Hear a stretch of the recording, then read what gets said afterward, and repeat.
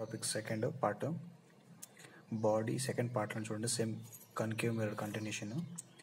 Body at between infinity, ఓకేనా, body at infinity and beyond C అనమాట.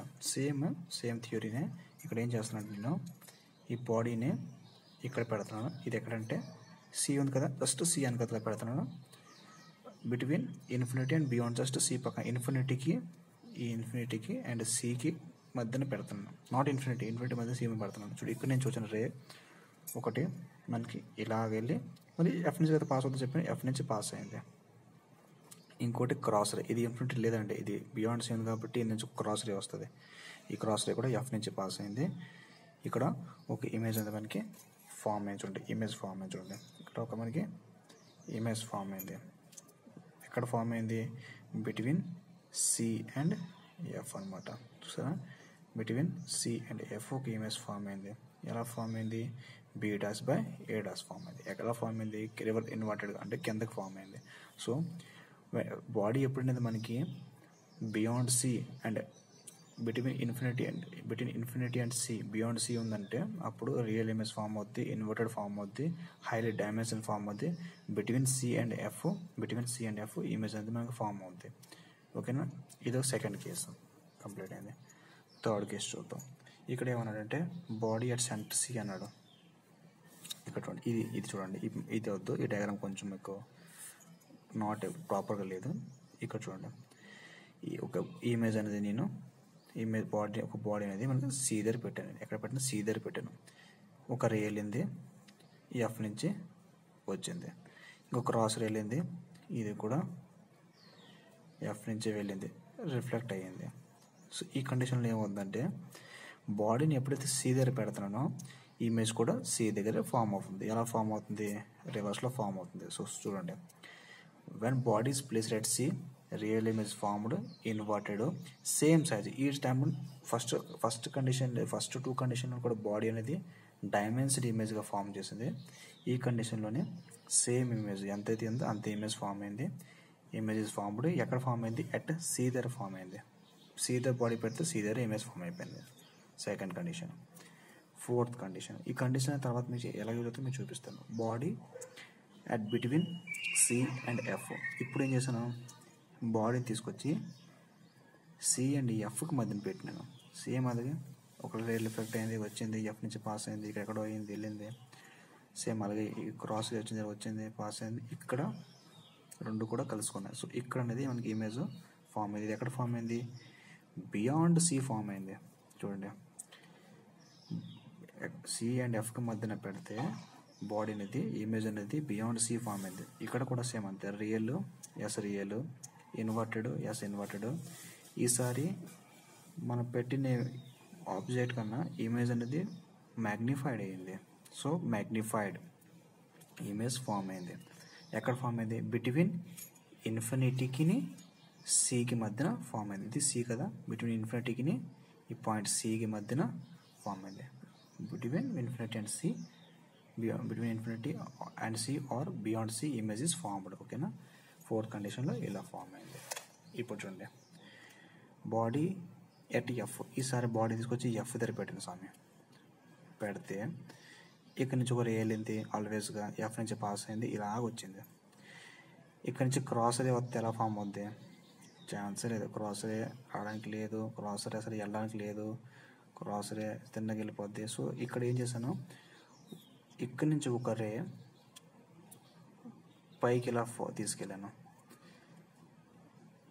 అది నీకు ఏం చెప్పాను, సి నుంచి ఇది దాన్ని సికి స్ట్రేట్ ఒక రే ఇలా తీసుకెళ్తే అది తిరిగి సికే మళ్ళీ రివర్స్లో రిఫ్లెక్ట్ అవుతుంది. కండిషన్ చెప్పాను కదా, సి నుంచి ఏమైనా రే అనేది పాస్ అయితే తిరిగి సి నుంచి అది పాస్ అయిపోద్ది.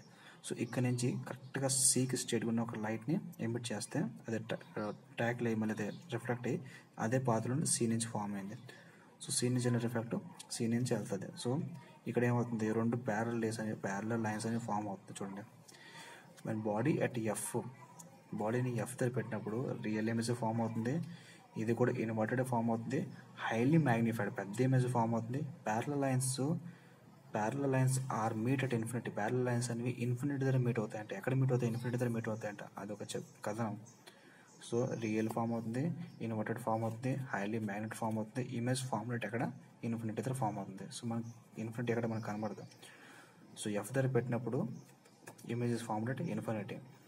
ఇది ఎందుకు చెప్తున్నానంటే ఈ థియరీ ఉంటే మనకి సమ్ ఇచ్చినప్పుడు ఈ థియరీ బట్టి వాడు క్వశ్చన్ అడుగుతాడు ఇమేజ్ ఎక్కడ ఫామ్ అవుతుందని చెప్పి. మనం డైరెక్ట్గా బాడీని ఎఫ్ దగ్గర పెట్టారంటే ఇమేజ్ ఎక్కడ ఇన్ఫినిటీ దగ్గర ఫామ్ అవుతుంది. మీకు సమ్ రాంగ్ వచ్చినా సరే మీకు మైండ్ చెప్పేస్తుంది ఇన్ఫినిటీ దగ్గర ఫామ్ అవుతుందని చెప్పి. సో ఈ థియరీ గుర్తుంటుకుంటే అంత ఈజీగా ఉంటుంది న్యూమరికల్స్.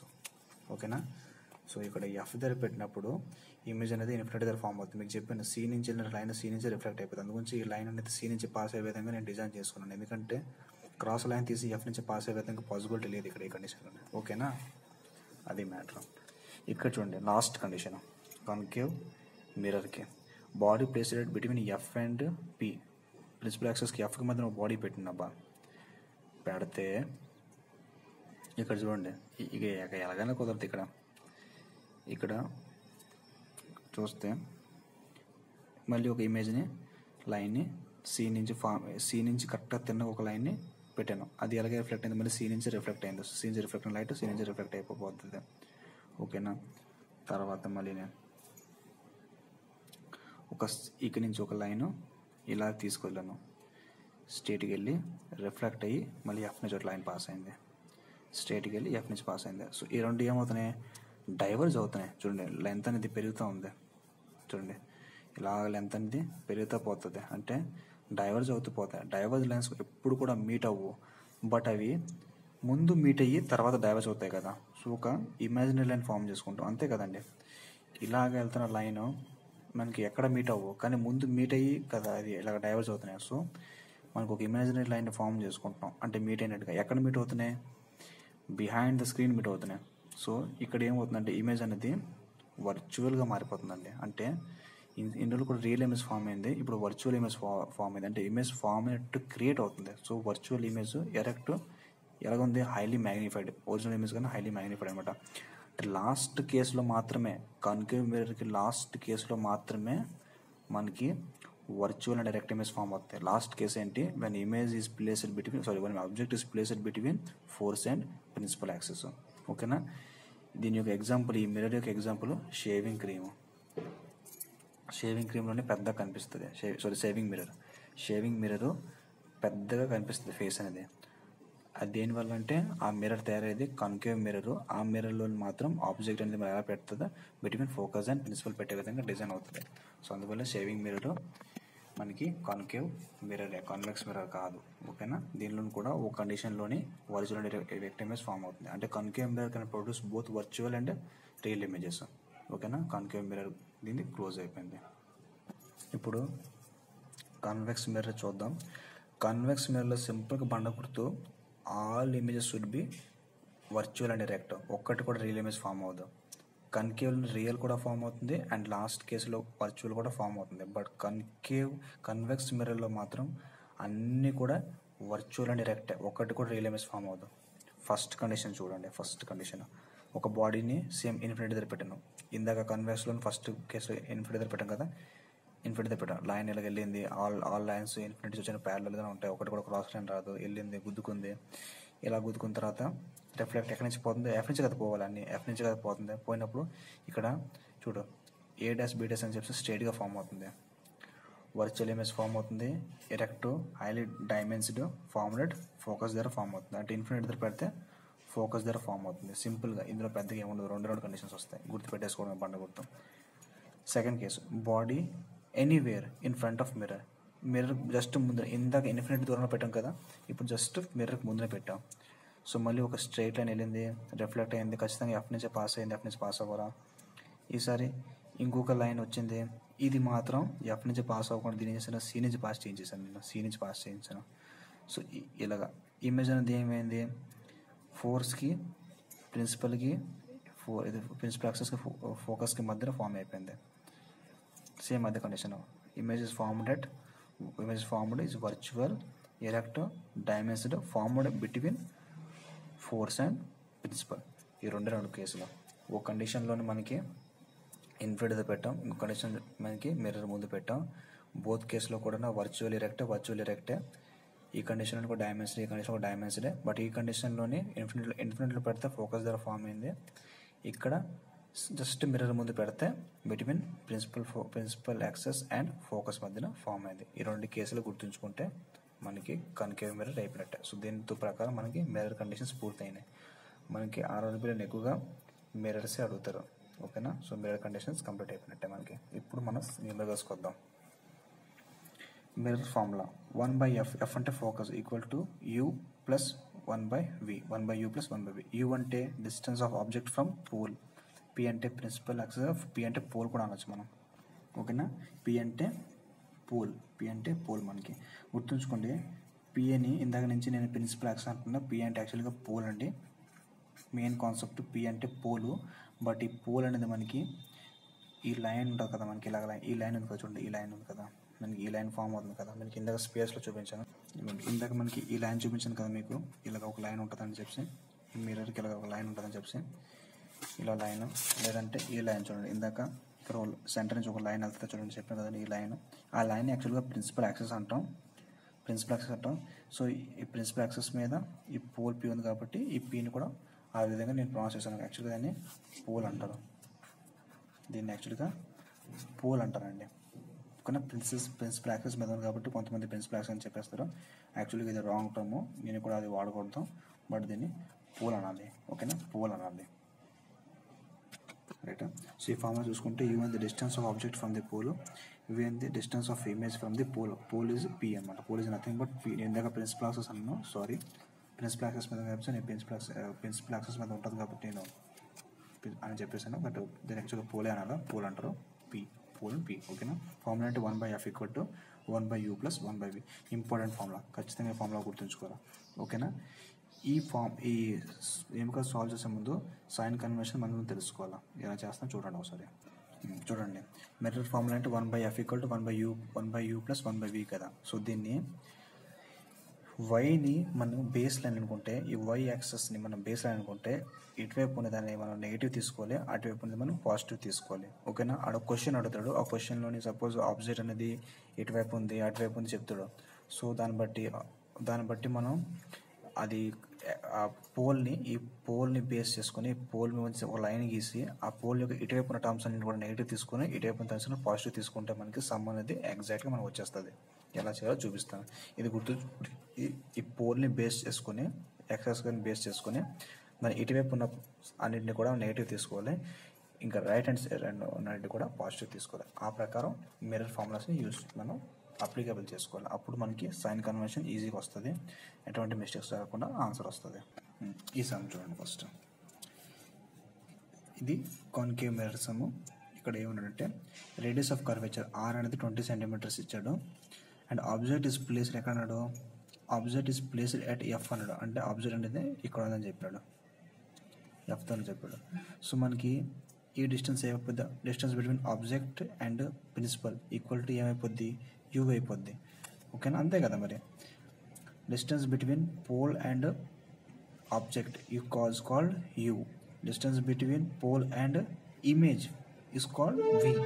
ఇలా చెప్పుకున్నాం. So mirror formula 1/f equal to 1/v plus 1/u or 1/u plus 1/v అనుకోవచ్చు, నో ఇష్యూస్. ఓకేనా. ఇది ఇక్కడ మీకు ఇందాక ఏం చెప్పాను, సైన్ కన్వెన్షన్లోనే పీని బేస్ చేసుకోవాలి. నేను దీన్ని బేస్ చేసుకుంటాను, ఇటువైపు నేను పాజిటివ్ తీసుకుంటాను, ఇటువైపు నెగిటివ్ తీసుకుంటాను. ఓకేనా. సో మనకి ఓన్లీ r తెలుసు, మనకి f తెలీదు. ఇది ఎంత తెలీదు, ఏం తెలీదు మనకి. సో మనం ఎలా ఫైండ్ చేస్తాం చూడండి. సో మనకి f ఈక్వల్ టు r/2. ఎందుకంటే ఇదంతా ఏంటి, రేడియస్ ఆఫ్ కర్వేచర్. మనకి ఫోకస్ అనేది half of the radius of curvature ఉంటుంది according to theory. So r అంత 20/2 కట్ చేస్తే 10. బట్ ఇటువైపు ఉంది ఫోకస్, పీకి ఇటువైపు ఉంది, మనకి ఇటువైపు ఏంటి నెగిటివ్. సో మనం ఏం తీసుకోవాలా, -10 సెంటీమీటర్స్ తీసుకోవాలి. సో మన దగ్గర ఎఫ్ అనేది వచ్చేసింది, ఎఫ్ ఈక్వల్ టు -10 సెంటీమీటర్స్. ఇది ఫైండ్ చేస్తాను. నెక్స్ట్ ఇంకేం కావాలా, ఏదో ఒకటే కదా, అన్నోన్ ఉంటే మనం తీయగలం. రెండు ఇక్కడ అన్నోన్ ఉన్నాయి. సో మనకి ఇంకేం కావాలా? యూ కావాలా. ఇక్కడ ఆల్రెడీ యూ అని చెప్పేసాం. ఎంత U? Distance between focus and principal. Already focus ఎంత మనకు వచ్చింది? -10 వచ్చింది. సో ఆటోమేటిక్గా యూ అనేది కూడా -10 అయిపోద్ది. ఎందుకంటే యూ బాడీ అనేది ఆబ్జెక్ట్ అనేది ఫోకస్ పైన ఉంది కాబట్టి ఆటోమేటిక్గా దానికి కూడా డిస్టెన్స్ ఎంత అవుతుంది? ఫ్రమ్ పోల్ -10 అయిపోద్ది. సో మనకి రెండు తెలిసినాయి. ఇంకో ఏం కావాలి మనకి? వి తెలియదు. సో ఈజీగా ఫైండ్ చేయొచ్చు. ఫార్ములాలో పుటప్ చేస్తాను. 1/f అంటే -1/10 ఈక్వల్ టు ఇక్కడ ఏముంది? 1/v అట్లా పెట్టు -1/10. ఇది ఇటువైపు వస్తే 1/10 plus 1/10 equal to 1/v cancel అయిపోయి v ఈక్వల్ టు 1/0 అంటే 1/0 అంటే ఏమవుద్ది? 1/0 అంటే మనకి ఇన్ఫినిటీ కదా వస్తుందండి. డివైడ్ చేయండి. 0 1 0 అలాగే ఇన్ఫినిటీ అనమాట. సో ఆటోమేటిక్గా ఇన్ఫినిటీ. సో ఇమేజ్ ఎక్కడ ఫామ్ అవుతుంది? ఇమేజ్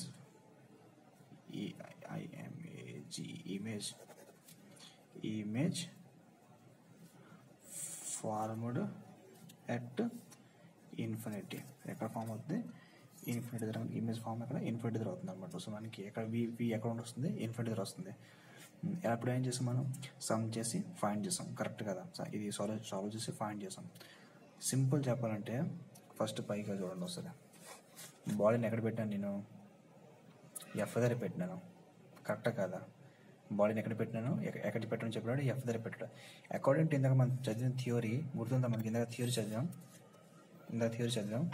బాడీని ఫోకస్ దగ్గర పెడితే ఇమేజ్ ఎక్కడ ఫామ్ అయిపోద్ది? కన్కేవ్ మిర్రర్లోని ఎక్కడ ఫామ్ అయిపోతుంది? ఇక్కడ చూడండి. ఇందాక మీకు థియరీ చెప్పాను. బాడీ అట్ ఎఫ్ దగ్గర ఫామ్ పెడుతున్నప్పుడు బాడీ ఇమేజ్ అనేది ఎక్కడ ఫామ్ అయింది? Image formed at infinity. కరెక్టా కదా? చూడండి ఈ థియరీ చూడండి. ఇందాక మనం చదివిన థియరీ. మనకి ఇప్పుడు ఆన్సర్ ఏమొచ్చింది? ఇన్ఫినిటీ వచ్చింది. సో అర్థమైంది కదా? థియరీ గుర్తుంటే ఇంత పంచాయతీ మనకి చేయాల్సిన పని లేదు. అర్థమైంది కదా? ఆ థియరీ గుర్తుంటే టక్కమని ఎక్కడ ఉంది చూడండి. ఎక్కడ పెట్టాడు? రైట్, ఇమేజ్ ఆబ్జెక్ట్ అనేది ఎఫ్ దగ్గర పెట్టాడు. సింపుల్గా ఏం కావాలంటే వి కావాలండి. వి అంటే ఆటోమేటిక్గా ఎక్కడ వచ్చేస్తుంది? మనకి చెప్పుకోవాలంటే ఈజీగా వి అనేది మనకి ఇన్ఫినిటీ దగ్గర వచ్చేస్తుంది. Image formed at infinity. So మనకి ఆ థియరీ గుర్తుంటే సగం సమ్ మనకి సాల్వ్ అయిపోయినట్టే. అందుకే మీకు అంత థియరీ చెప్పాను. నెక్స్ట్ సమ్ చూడండి. ఇందులో ఏమన్నాడు? ఆబ్జెక్ట్ అట్ సి అన్నాడు. ఆబ్జెక్ట్ అట్ సి అని చెప్పాడు. According to theory so C దగ్గర పెట్టాడు. అకార్డింగ్ టు మనకి థియరీ ప్రకారం సి దగ్గర ఇమేజ్ ఒక ఆబ్జెక్ట్ని పెడితే ఇమేజ్ ఎక్కడ ఫామ్ అవుద్ది? సి దగ్గర ఫామ్ అవుద్ది. ఆన్సర్ మీకు ఎప్పుడో చెప్తాను. ఓకేనా? ఏం అడిగాడు? ఇక్కడ మనకి ఇమేజ్ ఎక్కడ ఉందో కనుక్కోమంటే వి కనుక్కోమన్నాడు. అంటే మనకి ఇక్కడ యూ అడిగాడు. యూ అంటే distance of image from the pole అని అడిగాడు. యూ పాయింట్ చేయమని చెప్పాడు. సో ఇక్కడ ఆర్ అనేది 20 ఇచ్చాడు. సో మనకి ఇందా సేమ్ థియరీ సైన్ కన్వర్షన్ ఎలా పెట్టుకుంటే ఇది నెగిటివ్ క్వాంటిటీ, ఇది పాజిటివ్ క్వాంటిటీ. సో ఇటువంటి నెగిటివ్. సో ఆర్ అనేది ఆటోమేటిక్గా ఏమవుద్ది? ఇది కదా ఆర్ అనేది -r అయిపోద్ది. -20. సో -20 సెంటీమీటర్స్ అనుకోండి. సో ఈ సి అనేది ఆటోమేటిక్గా సింపుల్గా మనకి యూ అంటే distance of object from pole ఎంత అవుద్ది? ఆటోమేటిక్గా -20 సెంటీమీటర్ అయిపోతుంది. అంతే కదా? ఇదే కదా డిస్టెన్స్ ఆఫ్, ఇదే కదా యూ అయిపోద్ది. Distance of object from pole -20. So మనకి ఆ దొరికింది. సో మనకి ఇంకే కావాలి? ఎఫ్ కావాలి. ఎఫ్ అంటే -20/2 అంతే కదా? ఎఫ్ అంటే ఆర్ ఎంత 20 ఆర్ అంతే కదా?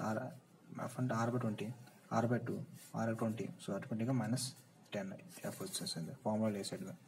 1/f 1/u plus 1/v. F అనేది ఎంత? -10. యూ అంట మనకు అదే వచ్చింది -20. వి అంత తెలీదు. సో 1/v అని రాసుకొని పడేస్తాయి. -10 plus 1/20 equal to 1/v. Solve చేసుకుంటే 2 ప్లస్ 1 1/v -20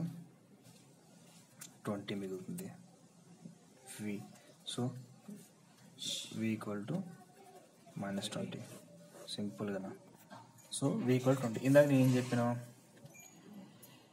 ఇమేజ్ అనేది ఆబ్జెక్ట్ అనేది మనకి సి దగ్గర పెడితే ఇమేజ్ కూడా సి దగ్గర ఫామ్ అవుతుందని చెప్పాను. సో ఆటోమేటిక్గా మీరు డైరెక్ట్గా ఆన్సర్ 20 అని చెప్పాను, కాకపోతే -20 అవుతుంది. 8 నెగిటివ్ క్వాడ్రంట్ కాబట్టి. సో మనకి యూవీ ఎంత వచ్చింది -20. సో ఏం ప్రూవ్ అయింది, నేను చెప్పినంతే కదా, సి దగ్గర అనేది ఆబ్జెక్ట్ పడితే ఇమేజ్ కూడా సి దగ్గర ఫామ్ అవుద్ది. సో ఆటోమేటిక్గా distance of image from the pole ఆటోమేటిక్గా -20 అయిపోద్ది. సో థియరీ గుర్తుంటే ఆన్సర్లు ఈజీగా వస్తాయి, ఇంత కష్టపడాల్సిన పని కూడా లేదు. ఓకేనా. సో దీంతో మనకి ఈ సమ్స్ కంప్లీట్ అయ్యాయి. ఏ సమ్స్ కంప్లీట్ అయ్యాయి మనకి ఇమేజ్ ఫార్మ్స్ కంప్లీట్ అయ్యాయి. నెక్స్ట్ మనకి మ్యాగ్నిఫికేషన్ ఫార్మ్ సమ్స్ ఉంటాయి, అది చూద్దాం. నెక్స్ట్ పార్ట్ జస్ట్ ఒక 5 minutes ఉంటుంది, కంప్లీట్ అయిపోయినట్టే మనకి లైట్ టాపిక్ ఆల్మోస్ట్.